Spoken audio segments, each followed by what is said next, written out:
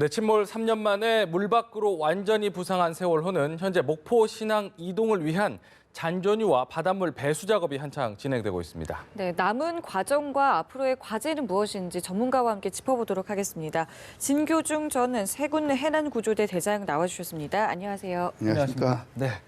말씀드린 대로 지금 잔존유와 바닷물을 좀 빼고 있다라고 얘기를 하는데 이게 생각보다 시간이 좀 걸리는 작업인가 봅니다. 네, 잔존유가 시간이 좀 걸립니다. 네. 해수는 자연 배수기 때문에 자연적으로 빠지고 있고, 즉 콩나물 시대에 물을 줬다가 가만 놔두면 물이 빠지지 않습니까? 예, 예. 똑같은 논리고요. 네. 잔존유는 이제 배에 화물선 그러니까 자동차들이 많이 들어있는데 이게 한 예. 180여 척 됩니다. 이 자동차의 연료 있지 않습니까? 이게 서서히 빠져나오는데 네. 지금 화물 데크에서 빠져나오는데 이것을 이제 수거를 하는 과정이 남아 있는데 예. 잔존유가 계속 흐르면은 배가 이동을 할 수 없습니다. 왜냐하면 잔존유가 흐르는 상태에서 이동을 하면은 전 해역이 다 오염되지 않습니까? 그렇겠군요. 그래서 잔존유는 완전히 틀어 막아야 배가 목포 신항으로 이동할 수가 있습니다. 네. 그 안에 지금 차들도 꽤 많이 들어 있을 텐데 그럼 어떤 방식으로 좀 빼고 있는 건가요? 우선 잔존유가 자연적으로 흐르게 놔두고 네. 그 반잠수식 선 그 갑판에 모래나 또는 다른 걸로 막아서 한쪽으로 모이게 해서 모으는 거군요. 예, 모아서 그걸 받아서 어떤 그 드럼통이나 탱크에다가 옮겨 실는 그 작업. 그게 완전히 완료가 됐을 때 네. 현지에서 목포 신항으로 출항할 수가 있습니다. 네. 이르면 오늘 중에도 이제 마무리가 될 수 있다라고 하는데 실제로 좀 어느 정도 걸릴 거라고 예상하시는지? 예, 저게 지금 상당히 그 수로가 복잡하기 때문에 네. 주간중 항해를 할 것으로 보입니다. 주간중 항해요. 낮 따라- 동안에만. 낮 동안에. 네. 그래서 지금 출항하지 않은 걸로 봐서는 내일 오전에 출항을 해야 됩니다. 왜냐하면 그 앞서 보도드린 그걸 보면은 달리도라는 그 해역이 있는데 그 해역은 수로 폭이 600야드, 약 550m 정도밖에 되지 않기 때문에 네. 그 수로를 지날 때는 협수로기 때문에 물살도 세고 또 수로 폭이 좁습니다. 이 반잠수식 선박은 길이가 216m에 폭이 63m입니다.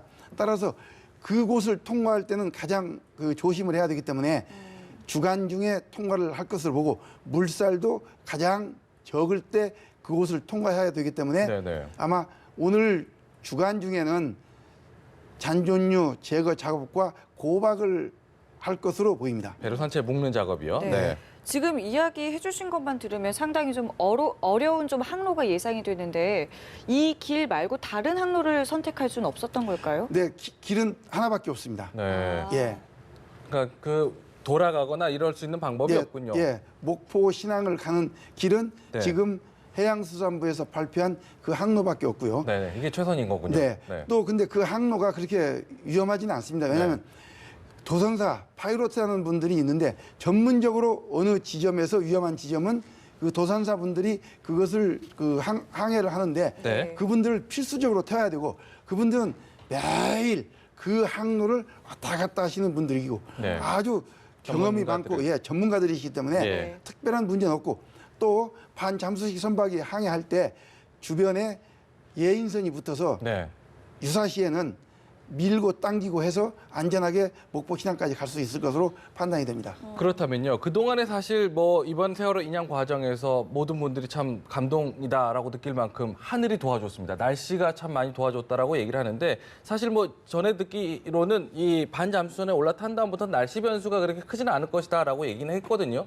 어떻게 큰 영향은 없을 것이라고 보세요? 예, 그렇습니다. 지금 세월호가 반잠수선에 올라와 있지 않습니까? 예. 이 상황에서는 조류, 바람, 파도에 큰 영향을 받지 않습니다.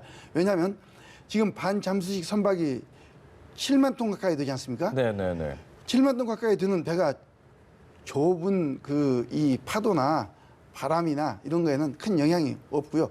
특별히 기상 이변이라 하면 무슨 태풍 같은 게 온다든지 네. 그렇지 않는 이상은 특별한 문제가 없다 이렇게 보시면 되겠습니다. 그렇군요. 네.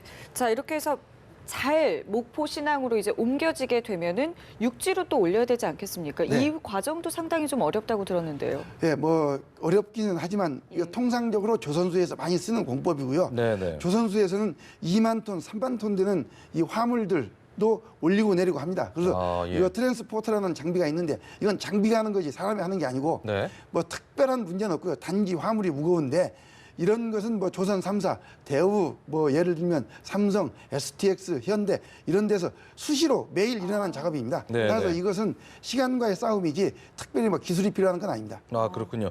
그렇다면 이게 지금 사실 뭐 목포 신항에서 지금 많이 준비를 좀 하고 있을 텐데 무엇보다 사실 중요한 거는 이렇게 세월호를 어렵게 인양까지 한 거는 원인 규명 아니겠습니까? 원인 규명을 하기 위해서인데 지금 올라온 걸 보니까 방향타 여부 또 이렇게 뭐 화물 쏟아진 거 여부 이런 것들도 지금 많이 이야기가 되고 있습니다. 제일 주목되는 부분이 방향타의 여부인데 방향타가 좀 한쪽으로 틀어져 있는 거 오른쪽 우현으로 좀 틀어져 있다라는 게 이야기가 되고 있습니다. 이건 어떤 의미로 좀 해석을 해볼 수 있을까요? 방향타가 오른쪽으로 지금 제가 볼 때는 언뜻 보기에는 10도에서 15도 이상 틀어져 있는데요. 예. 이 방향타가 중요한 것은 배가 항해 중에 네. 오른쪽으로 배를 틀지 않습니까? 네. 그러면은 최초에 일어나는 경사는 배는 세월호는 외방 경사가 일어납니다. 외방 경사라는 경사거든요. 것은 배가 오른쪽으로 틀면은 왼쪽으로 기우는 현상을 외방 경사라고 그러고 우리 자동차 탈 때 이렇게 코너 돌 때 느끼는 그 똑같습니다. 정도겠군요. 네. 그러다가 어느 정도 한참 지나가서 돌기 시작해서 정상적으로 돌면 그때는 내방 경사가 일어나는데 그 내방 경사와 외방 경사를 가지고 원인 규명하는데 굉장한 그 포인트가 될 것으로 보입니다. 네, 네. 그렇다면 지금 이렇게 모양이 이렇게 틀어진 걸로 봐서는 아직까지는 뭐 정확하게 판단할 수 있는 만큼은 아닌 건가요? 네, 그렇습니다. 왜냐하면 저것은 그 굉장히 신중한 건데 네, 네. 전문가들이 네. 정확히 각도를 보고 예. 그때 타각 조타실에 있는 타각 지시기가 얼마나 돼 있고 또 그때 타기가 고장이 났는지 안 났는지 예, 예. 또는 그 방향타가 고장이 났는지 안 났는지까지 정확히 판단해야 되기 때문에 종합적인 판단이 필요한 거군요. 지금 눈으로 봐서 이렇다 하고 결론 내기는 힘듭니다. 네, 네. 자, 그리고 이번에 그 램프가 열려 있었던 것도 확인이 되지 않았겠습니까? 이 부분도 어떤 원인 규명의 하나의 단초가 될 수 있을까요? 네, 원인 규명에 큰 요소가 됩니다. 왜냐하면 네. 세월호가 좌연으로 기울였다가 선미가 물속으로 들어가고 선수가 뜬 게 한 이틀 걸렸습니다. 네. 네, 보도에서 계속 침몰 당일에요. 네, 침몰 당일. 이 상태에서 세월호가 선미 부분이 들어가고 선수가 떴을 때 네. 화물은 당연히 쏠렸겠죠. 한미 그렇겠죠. 부분으로, 네. 선미 부분으로. 네. 이때 램프가 고장나서 떨어진 건지 네. 아. 또는 침몰돼서 인양한 과정에서 떨어진 건지 예, 예. 만일에 침몰 과정에서 떨어졌다면은 많은 화물이 밖으로 나갔을 겁니다. 그렇겠죠. 네, 그래서 이것이 언제 손상 입었느냐? 네, 네, 네. 그래서 세월호가 최초에 침몰된 그 현장에서 네. 화물이 얼마나 있느냐 이걸 다 수거를 하고 지금 남아 있는 자동차가 있지 않습니까? 예. 이 숫자와 180대가 힐려 있었으니까 이 숫자를 비교하면은 어느 정도 화물이 밖으로 유실됐는가 예, 이런 예. 것들을 전반적으로 고려해 보면 당시에 램프가 어떻게 돼 있고 어떤 상태에 있었는가가 증명이 될 겁니다. 그렇군요. 그러니까 지금 인양됐을 때 모습도 보니까 그쪽 램프라고 하는 차량 출입구 쪽에 굴삭기랑 차가 이렇게 좀 쏟아져서 걸려 있는 모습을 볼 수가 있었는데 이걸 가지고 사실은 사고 당시에도 사실은 그게 덜컥 열리면서 오히려 그쪽으로 물이 들어가면서 빨리 침몰하지 않았느냐 이런 의혹도 제기되는 부분 아니겠습니까? 네, 아마 그런 것도 충분히 그 생각할 수 있는 부분이기 때문에 예, 예. 정밀 조사가 이루어져야 될 걸로 보입니다. 네. 예. 자, 그리고 그동안 사실 외부 충격설에 대한 이야기도 많았지 않겠습니까? 이 부분도 그럼 어느 정도 규명이 되겠군요. 예, 지금 세월호가 좌연으로 누워서 반잠수기 선박에 올라와 있는데 지금 그 외관상 그 언뜻 보기에 정밀하게 검사는 지금 안 돼 있지 않습니까? 예, 예. TV 화면으로 비추어지는 저 모습은 외부에서 긁힌 흔적이라든지 네, 네, 네. 또는 충격 또는 암추에 부딪히다든지 하는 흔적은 보이지 않습니다. 왜냐하면 프로펠러 두 개가 그대로 있고 네. 방향타가 있고 네. 그 어떤 그 뒤틀림 현상 예. 또는 그 들어간 부분 또는 찢겨진 부분이 보이지 않기 때문에 네.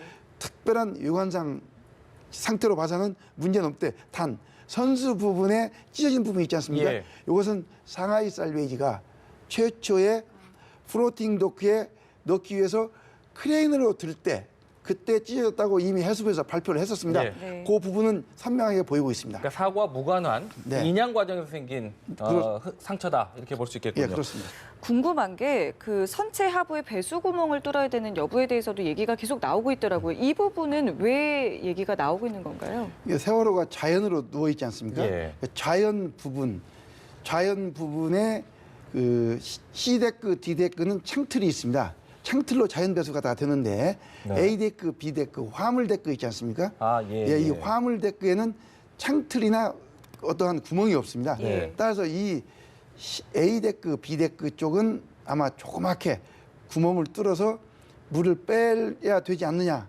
한 그런 생각이 듭니다. 네. 아, 그렇다면요. 네. 그 일단은 앞서서도 저희 현장 취재 기자가 말했지만은 그 이후에 그 선체 미수습자에 대한 수색을 어떻게 할 것인지에 대해서도 사실은 좀 궁금해하는 분들이 많습니다. 이게 앞서서도 설명드렸지만 램프 이렇게 차량 출입구가 열리고 이런 부분이 많고 또 말씀하신 대로 이렇게 올라오는 사이 구멍 뚫어놓은 것도 많고 이러다 보니까 많이 유실되지 않았을까에 대한 우려가 큽니다. 여기에 대한 대응책 준비가 돼 있었다라고는 하던데 지금 뭐 추가적으로 이렇게 구멍 뚫거나 이런 과정에서의 어떤 유실 또 다른 유실 이런 건 없을까요? 걱정 안 해도 될까요? 네, 그건 걱정 안 해도 되겠습니다. 왜냐하면 그 세월호 밑에 구멍을 뚫는 것은 뭐 예를 들어서 직경이 1m 이렇게 뜨는 게 아니고 예. 조그맣게 뚫어서 또 밑에 그 철망 같은 걸 받치고 이 예. 물을 빼기 때문에 예. 아. 눈으로 다 보이지 않습니까? 예, 예. 따라서 유실될 확률은 거의 없다. 제로로 보시면 되겠습니다. 그야말로 물구멍만 뚫는다 이렇게 예, 이해를 할 수 그렇습니다. 있겠군요. 네. 그런데 지금 또 하나 논란이 되는 게요. 지금 인양을 한 뒤에 목포신항으로 옮긴 다음에 이야기입니다. 목포신항으로 옮긴 다음에 해양수산부는 어쨌든 그 수습자들 그 수습하기 위해서 조각을 좀 내겠다라는 계획을 좀 발표하고 있는 것 같아요. 근데 이제 지금 가족들은 반대 입장 아니겠습니까? 이렇게 조각을 내려는 이유는 뭘까요? 조각을 내는 것은 한마디로 말씀드리면 작업을 편하고 쉽게 하기 위해서입니다. 네. 예, 편하고 쉽게 빨리 하기 위해서고 예. 그렇다면 유가족도 반대할 이유는 없을 텐데요. 그렇지 않습니다. 네. 세월호가 지금 좌연으로 그러니까 이게 우연히 이게 좌연이지 않습니까? 네. 좌연으로 90도 누워 있습니다. 이렇게 예. 지금 네. 누워 있는 상태에서 네. 이 어코모데이션 그러니까 이 승객실을 자르겠다는 얘기입니다. 네, 아. 이게 C데크, D데크를 자르겠다는 얘기인데 예. 이걸 절단하는데 시간이 열흘 정도는 걸릴 겁니다. 네. 아. 두 번째는 자르는데 톱으로 자르는 게 아니고 용접봉으로 자릅니다. 그러겠죠. 예, 그럼 불이 닿습니다. 네. 불이 나면은 안에 있는 실종자 또는 유품이 탈 수가 있겠군요. 손상을 입을 수 훼손될 수 있습니다. 있겠군요. 예. 유가족으로서는 절대 받아들일 수 없는 부분이겠네요. 네. 네. 세 번째는요. 네. 지금 세월호가 90도 지금 이게 좌연으로 그렇죠. 누워 있습니다. 네, 네. 네. 자른 다음에 바로 세우면 90도를 다시 뒤집는 겁니다. 예, 예. 그렇죠. 그러면 3년간 이 안에 뻘이 차 있습니다. 네, 네. 뻘과 유품과 실종자가 뒤범벅이 되면 아. 힘듭니다. 두 번째는 힘들다는 건 정확한 진상을 규명할 수가 없겠군요. 찾기도 힘들 뿐더러 찾기도 규명도. 어렵고. 예, 예, 예. 두 번째는요. 이걸 지금까지 우리가 얼마나 고생을 해서 올렸습니까? 네. 원인 규명, 실종자 구조를 위해서. 네. 자르면 또 다른 의혹이 증폭되고 또 다른 뭐 진실을 숨긴다 한 얘기가 나올 것이 예, 있고요. 네, 네. 세 번째는 이것을 자름으로 해서 시간만 많이 걸리고 네. 이 제가 경험에 의하면 예.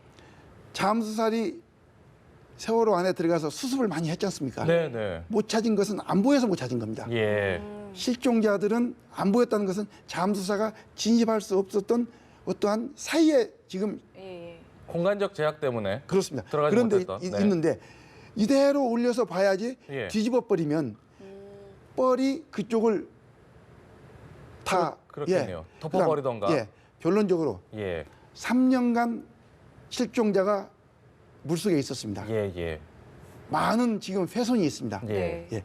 그러면은 재단하지 않고 그러니까 절단하지 않고 수색하는 방법이 가능하다는 말씀이시죠? 예, 그렇습니다. 거푸집 설치하고요. 네. 거푸집이라는 건 그 이 막장이라고 그러지 않습니까? 건물 질 때 보면은 사다리 같이 쭉 그렇죠. 놔가지고 구간 이렇게 나눠 놓는. 네네. 네네. 아니 지금 저 바다에 해저 터널도 뚫고 기차가 지나가는 굴도 뚫는데 네네. 세월호 그게 뭐 얼마나 크다고 그걸 수습 못한다. 이건 네. 저는 이해를 못합니다. 그렇군요. 가족들은 어쨌든 세월호 자체가 사건을 진상을 밝혀줄 핵심 증거물이다. 이렇기 때문에 훼손할 수 없다 이런 입장인데 그렇다면 말씀하신 대로 뻘이 있다면 뻘에 이렇게 만약에 뭐랄까 미수습자들이 이렇게 갇혀 있다든지 유실된 어떤 유품들이 갇혀 있다면 이 뻘을 제거하는데도 꽤 오랜 시간이 걸리지 않을까요? 예, 그렇습니다. 지금 저희가 유물 발굴할 때 보면은 네. 포크레인으로 안 파지 않습니까? 예. 손삽이나 빗자루로 쓸어가면서 하지 않습니까? 네네. 그렇게 작업을 해야 다 이게 수습이 되지. 네네. 3년간 지금 실종자하고 유품이 이 배 안에 들어있는데 예. 90도 뒤집어 버리면은 예. 뻘하고 이 안에 있는 물건하고 이게 다 뒤집어지면 다 흩어져서 수습이 안 됩니다. 네네. 네. 시간은 다소 걸릴 수밖에 없겠군요. 그렇게 된다면 시간은 어느 정도 좀 예상하고 계세요? 지금 수습 기간을 한 3개월 이내로 다 보고 있습니다. 네. 예. 그런데 네. 저는 개인 생각입니다. 네. 이것을 완전히 수습을 해야지 예. 뒤집어서 흐트러 놓으면 수습이 대단히 어렵고 곤란하다. 네. 제가 93년도에 서해 페리오 사건 때 292명의 시신을 다 수습한 경험이 있는데 네. 마찬가지입니다. 뒤집으면 수습이 곤란합니다. 네네. 이 선체가 오랜 시간 바닷속에 있었기 때문에 수색을 하는데도 상당한 어려움도 있을 것 같고요. 혹시라도 뭐 2차 사고가 발생하진 않을까 이런 우려도 좀 되는데요. 예, 그렇습니다. 그래서 그것은 이미 저희가 예측을 하지 않습니까? 네. 세월호 안에 샌드위치 패널 또는 미장제는 이미 손상을 입었을 것이다. 네네. 예측을 하고 있기 때문에 그거에 대비해서 준비를 하고 안전 수칙을 지키면 특별한 문제는 없을 겁니다. 앞서 말씀하신 거푸집이라든지 이런 걸 설치한 네. 뒤에요. 예. 그러면요, 이제 인양 수습 끝나고 나면 어쨌든 사고에 대한 원인 진상 규명해야 될 것 아니겠습니까? 지금 그 안에 보면은 뭐 과거에 이제 사고 난 원인과 관련해서 과정 여부도 좀 따져봐야 되고 무슨 적재가 어떻게 제대로 돼 있었는지 고박이 잘 돼 있었는지 예, 평형수, 네. 그다음에 타기, 네. 요상 뭐 이런 네. 걸 전반적으로 보는데 네. 지금 전문 요원 8명이 이미 선발이 됐지 않습니까? 예. 이분들이 각 분야의 전문가이기 때문에 네네. 그걸 각 분야별로 보고 종합적으로 판단하면은 네. 결론은 저는 100% 낼 수 있다 이렇게 보고 있습니다. 그렇군요. 그동안에 제기됐던 여러 가지 의혹들도 다 해소가 될 겁니다. 해소가 될 수 있겠군요. 예. 또 한 가지 중요한 해소할 수 있는 중요한 어떤 자료로 CCTV 여부도 지금 이야기 나오고 있던데 3년 동안이나 물에 담겨 있었는데 확인이 가능할까요? 그것은 이제 전문가들이 수거해서 네. 복원 작업을 할 텐데 네. 그것은 아마 기다려 봐야 될 것 같습니다. 그렇겠죠. 아무래도 이제 전문적인 분야가 좀 다르겠죠. 앞서서요, 계속 이야기 나눠봤지만 이제 목포 신항으로 출발하면은 시간이 어느 정도 걸리다 하루 안에 충분히 가능하다라고 얘기했고 낮 동안에 이동을 하겠다라고 얘기를 하긴 했습니다.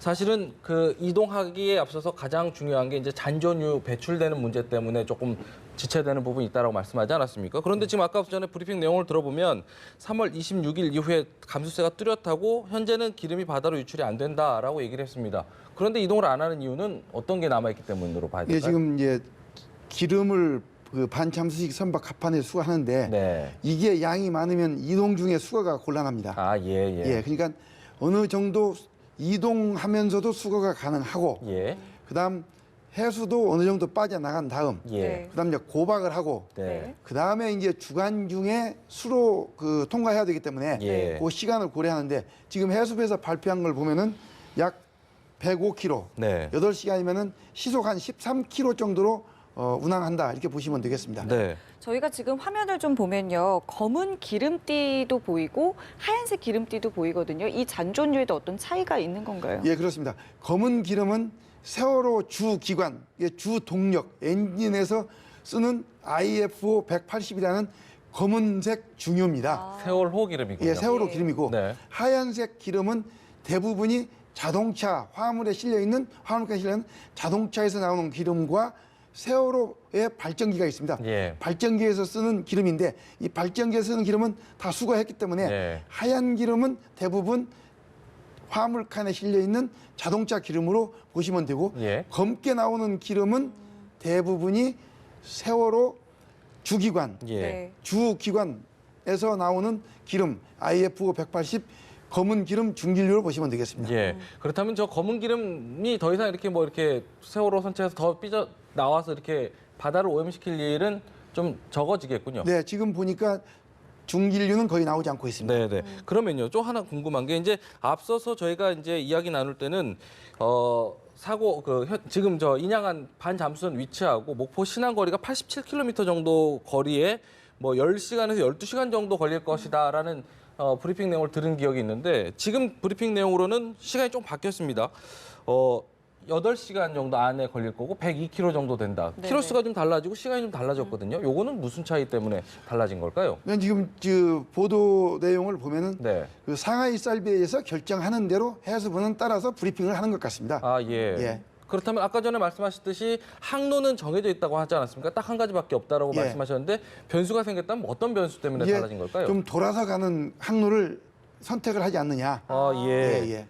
앞서 말씀하셨듯이 그 위험한 구간이 조금은 좀 부담스러울 수도 있고. 근데 그래도 위험한 구간 거기는 필수적으로 통과해야 하는 구간입니다. 그렇군요. 거기는 목포 신항을 가려면 그 항로밖에는 없습니다. 네, 네. 예. 그 조금 전에 브리핑에서 현장 파도 높이가 다소 높다라고 이야기를 했거든요. 네. 이 부분은 어떤 작업에 큰 차질을 주진 않을까요? 예, 지금 잠수 작업이 없는 상태이기 때문에 예.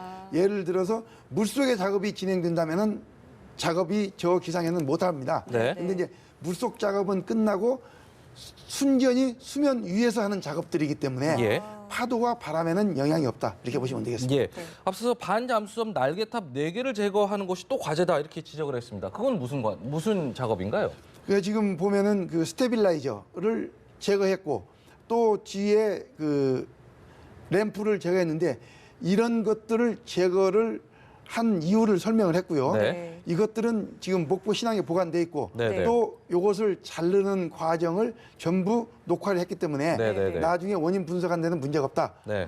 이 자른 이유는 반잠수식 선박에 탑재할 때 네. 문제가 되기 때문에 예. 절단했다 이렇게 브리핑을 했습니다. 반잠수선의 날개탑 4개는 또 어떤 얘기인가요? 반잠수선의 날개탑 4개는 반잠수식 선박을 보시면 네. 그 선교가 뒷부분입니다. 네. 지금 뒤로 보이는 쪽이요. 아, 예. 선교가 뒤고 앞에 보면은 긴 기둥처럼 타워가 올라와 있지 않습니까? 네, 네. 이것은 반잠수식 선박의 부력을 얻기 위해서 제킹 바지선에서 옮겨서 부력을 형성했는데 네. 그게 있으면 목포 신항에 가서 세월호를 육상에 옮길 때 네. 걸림돌이 되니 네. 그것은 나중에 목포 신항에 가서 제거를 하든지 또는 예. 현지에서 제거를 하고 예. 배가 목포 출발을 신항에 하든지. 붙어야 반잠수식 선박에서 세월호가 육상으로 옮길 수 있다. 이겁니다. 저것 때문에 이동 지금 과정 보시면 예. 지금 화면 위쪽, 네, 네. 화면 위쪽에 보이는 게 그게 배꼬리 부분이요? 예, 배꼬리 배 선수 부분이죠. 잠수선의 배 선수 부분인가요? 예, 선수 부분. 아, 예, 저 그렇군요. 오른쪽 부분. 예, 예, 예. 이 오른쪽이 선수고 아, 저쪽이 그러니까 예. 세월호 기준으로 해서 선수 반대입니다. 부분이요? 아, 예. 네, 네. 세월호하고 반잠수식 선박하고 반대로 지금 얹혀 있습니다. 예, 예, 그렇군요. 지금 아래쪽 부분, 네. 이 빨간 부분, 네, 네. 반잠수식 빨간 부분이 네.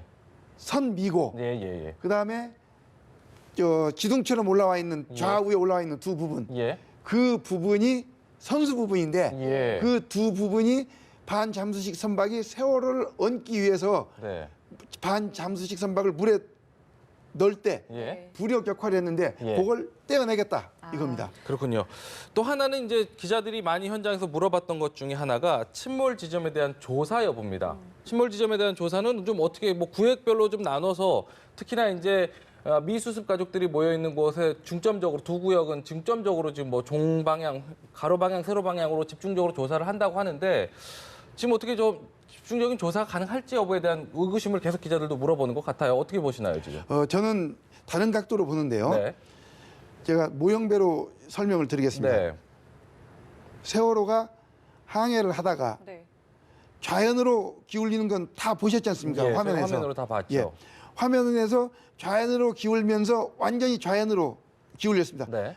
가다가 배가 완전히 180도 뒤집어져서 요 수면상 한 몇 메타만 계속 한 이틀 나왔지 않습니까? 그렇죠. 이 상황에서 램프가 절단이 된 건지 네. 또는 이번에 문제가 됐던 하단의 차량 출입구 램프요. 예 그렇습니다. 그러면 이 기울일 때 이때부터 만일에 램프가 절단됐다면 이때부터 화물이 빠졌지 않습니까? 네. 화물이 빠지면서 조례에 의해서 얼마만큼 떠밀려 가다가 하단 부분이 네. 세월호 하단 부분이 해저에 닿으면서 네. 다시 좌회전으로 기울면서 누웠거든요. 네. 그러면 최초의 세월호가 좌회전으로 기울여서 180도 뒤집어져서 네. 넘어가서 화물이 선미 부분으로 쏠렸을 때 네. 이때부터 현재 위치까지 그 그렇다면 저희가 화면으로 침몰하는 순간 화면에 그 배 바닥을 보일 때 그 장소와 지금 인양한 장소가 거리가 좀 있다라는 말씀이시잖아요. 거리가 있는지 또는 일치하는지를 예. 보면서 예, 예. 그게 만일에 거리가 차이가 있다면 예. 네. 그 부분을 다 수색을 해야 됩니다. 지금 해양수산부에서 발표한 수색 그 구획을 나눠 본다면 지금 현장에 있는 세월호 침몰한 그 현장을 자로 그려서 40등분했다는 얘기군요. 네, 그러니까 그렇다면은 배 위에 떠 있었던 그 위치와 정확하게 일치되는지 여부가 확인이 안 된다 이 말씀이신 거죠? 그렇습니다. 네. 그러니까 세월호가 현재 침몰된 위치, 네. 네. 그 위치를 160m, 200m를 네. 3m 펜스를 쳤다는 얘기거든요. 이실 방지 펜스를 쳐놨다는 예. 거죠. 네. 그런데 이것도 중요하지만 예. 세월호가 좌회전으로 기울여서 180도 회전을 해서 배에 떠 있는 떠 있는 상태. 바다에 그리고 떠 선수만 있을 때 보이고 상태. 선미가 잠겨 있을 때. 잠겨 있을 때 이때 화물이 쏠렸지 않습니까? 예, 예. 이 위치와 세월호를 꺼냈을 때 그 위치가 일치하는지 보고 네. 일치하지 않다면 배가 이동하면서 네네. 화물이 다 빠졌죠. 네. 아. 그것을 먼저 조사를 해야 됩니다. 예, 그 부분에 대한 조사가 좀 필요하겠군요. 네. 대단히 중요합니다. 네네. 자, 그리고 브리핑 내용에서 선체 부식이 좀 가속화될 수 있다라고 이야기를 했거든요. 이 네. 부분은 왜 이런 건가요? 아, 예. 세월호가 물속에 들어 있을 때는 공기와 접촉이 적지 않습니까? 즉 철이 부식할 때는 산소가 필요합니다. 산화작용. 네네네. 육상에 올라오면 공기와 접촉이 많기 때문에 급격하게 부식이 되는데 네. 지금 세월호가 부식된다 하더라도 며칠 사이에 얼마나 부식이 되겠습니까? 그것은 특별한 문제가 없다. 네. 예, 이렇게 보시면 되겠습니다. 그러니까 앞으로 계속해서 이제 그 수색 작업까지 앞서서 저희가 이야기 나눴던 대로 해양수산부가 주장하는 대로 선체를 자르지 않고 가족들이 요구하는 대로 온전한 그 상태로 작업을 하려면 약 한 120일 정도 예상을 한다라고 나오던데 그 사이에 부식으로 인한 어떤 그 수습 작업에는 그 큰 문제는 없을 것이다 이렇게 전망을 하십니다. 예, 그렇습니다. 왜냐하면 세월호 안에 네네. 그 개조 그렇죠. 공사하면서 네. 샌드위치 패널 네. 또는 미장제는 네. 이미 다 부식이 됐고 네. 다 세월호 그 희생자 수습할 때 예. 잠수함에 들어갈 때부터 문제가 됐지 않습니까? 그렇죠. 그것 이후에 내부가 무슨 부식이 돼서 네. 그 문제가 된다. 이것은 뭐 좀 다른 상황입니다. 네, 네. 또 하나요. 지금 앞서서 저희가 계속 이야기를 나눈 이유가 이제 온전한 그 진상 규명인 것 같은데 지금 세월호 그 검찰의 수사 결과 3등급 조타수가 급작스러운 변치 및 침몰 원인이라고 알려져 있는데 이 부분과 관련해서 선체 결함 여부도 지금 이 상태에서 3년 동안 침몰해 있었던 상태에서 떠올랐을 때 온전한 그 뭐라고 할까요? 그 규명이 가능할까요? 예, 가능합니다. 왜냐하면 그 조타실에 네. 타를 돌리면 타각 표시기가 있고요. 네. 그 다음에 지금 타각이 화면에서 보시듯이 우연으로 기울려 있고, 네. 그다음 그때의 기관이 멎었는지 안 멎었는지는 인양한 다음에 기관실을 조사하면 바로 나오기 때문에 예, 예. 지금 여러 가지 문제가 되는 원인들은 네. 100%다 규명이 됩니다. 네. 알겠습니다. 알겠습니다. 저희 오늘 말씀 여기서 마무리 짓겠습니다. 지금까지 진교중 전 해군 해난구조대 대장과 이야기 나눠봤습니다. 오늘 말씀 고맙습니다. 고맙습니다.